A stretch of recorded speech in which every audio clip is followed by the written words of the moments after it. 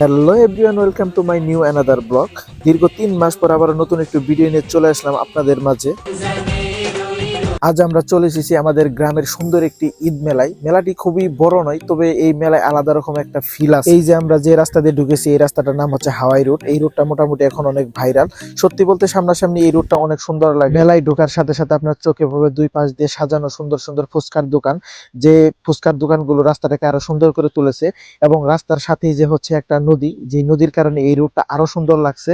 এবং ওই পাশে দেখতে পাচ্ছেন একটা ব্রিজ, এটাই হচ্ছে মূলত হাওয়াই রোডের ব্রিজ। এই যে দেখতেছেন রাস্তার দুই পাশে সারি সারি সুন্দর ফুচকার দোকানগুলো। মেলায় আসলে কিন্তু যদি আপনি ফুচকা না খান তাহলে কিন্তু আপনার মেলাটাই কমপ্লিট হবে না। সেই জন্য আমরা একটা ভালো দেখে ফুচকার দোকান খুঁজতেছি, যেখানে মূলত আমরা ফুচকা খাবো। তো অনেকগুলো দোকানকে আমরা জিগাইলাম ফুচকার প্লেট কত করে। সবাই একই কথা বললো, ফুচকার প্লেট 80 টাকা। সাধারণ দিনগুলোতে ফুচকার প্লেট মানে 50 টাকা করে বিক্রি করা হয়। এখন যেহেতু ঈদের সিজন, সেই জন্য প্রতি প্লেট ফুচকা বিক্রি করতেছে 80 টাকা করে। একটু মানে কম দামে নেওয়ার জন্য আমরা অনেকগুলো দোকান ঘোরাঘুরি করলাম, কিন্তু দুর্ভাগ্যবশত একটা দোকান আমরা কম পাইনি। যার কারণে আমরা চললাম যে রেস্টুরেন্টের ওই পাশে। রেস্টুরেন্টের ওই পাশে অনেকগুলো দোকান আছে, যেই দোকানগুলোতে নাকি একটু কম দামে ফুচকা পাওয়া যাইতেছে। যার কারণে রাস্তা পার হওয়ার পরে আমরা একটু দাঁড়াইলাম। এখানে জুই বলতেছে যে হাওয়ার মিঠাই খাবে। হাওয়াই মিঠাইয়ের কথা শুনে মামা ওইদিকে দুইটা হাওয়াই মিঠাই কিনে নিয়ে আসলো। এদিকে আবার দেখি আমাদের জন্য, জুই আর আমার জন্য এবং মামির জন্য আরো দুইটা কিনে নিয়ে আসছে। তবে ওরা খাইতেছে দেখে আমিও ভাবলাম আমি একটু টেস্ট করি। হাওয়াই মিঠাইয়ের টেস্ট অনেকদিন থেকে টেস্ট করা হয় না, হাওয়াই মিঠাইয়ের টেস্টটা কেমন। যার কারণে আমি রমজানকে বললাম, রমজান আমার জন্য একটা নিয়ে আসো। তো রমজান আমার জন্য একটা নিয়ে আসলো, তো খেয়ে দেখলাম অনেক ভালো টেস্ট। অনেক ভালো বলতে মানে ছোটবেলার কথা মনে পড়ে গেল এই হাওয়াই মিঠাইটা খেয়ে। মানে খুবই অন্যরকম একটা ফিল পেলাম। যার কারণে আমি সবাইকে সাথতেছি, আপনারা একটু চেক করে দেখেন। মানে ওই পাশে মামা আমাদের দিকে তাকিয়ে আছে হাওয়াই মিঠার দিকে। তারপরে মামাকে বললাম আপনি একটু নিয়ে টেস্ট করে দেখেন, অনেকদিন থেকে হাওয়াই মিঠাই খান না।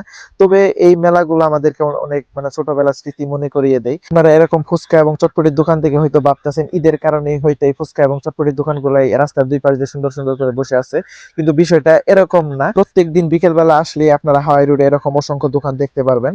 তবে এখন আমরা যাব হচ্ছে মূলত সেই রেস্টুরেন্টে, যে রেস্টুরেন্টটা কিছুদিন আগে উদ্বোধন করা হয়েছে, ভাসমান রেস্টুরেন্ট। মানে মূলত এই রেস্টুরেন্টটা নতুনই দেওয়া হয়েছে, ঈদ উপলক্ষে এই রেস্টুরেন্টটা দেওয়া হয়েছে। ওই যে দেখতে পাচ্ছেন মূলত এটাই হচ্ছে সেই ভাইরাল রেস্টুরেন্ট। এখন আমরা সেই রেস্টুরেন্টে যাব।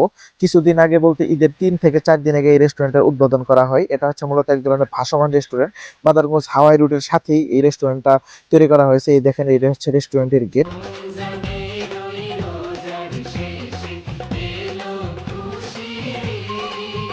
নতুন উদ্বোধন করার কারণে রেস্টুরেন্টে তুলনামূলক ভিড়টা অনেক বেশি, অনেক বলতে অনেক বেশি ছিল। দেখেন ভিড়ে অনেক মানুষজন ছিল, যার কারণে ঢুকতে আমাদের একটু কষ্ট হয়েছে। এখন মানে রেস্টুরেন্টের ভিতর আমরা ঢুকতেছি, ঢুকে সর্বপ্রথম চোখে পড়লো রেস্টুরেন্টে এটা হচ্ছে মূলত টিকিট কাউন্টার। মানে এই রেস্টুরেন্টে ঢুকতে হলে আপনাকে টিকিট দিয়ে ঢুকতে হবে। তবে ঈদের কারণে এখন পর্যন্ত মানে টিকিটটা ছাড়া হয়নি, ঈদ শেষ হলে আপনারা টিকিটটা ছাড়া হবে।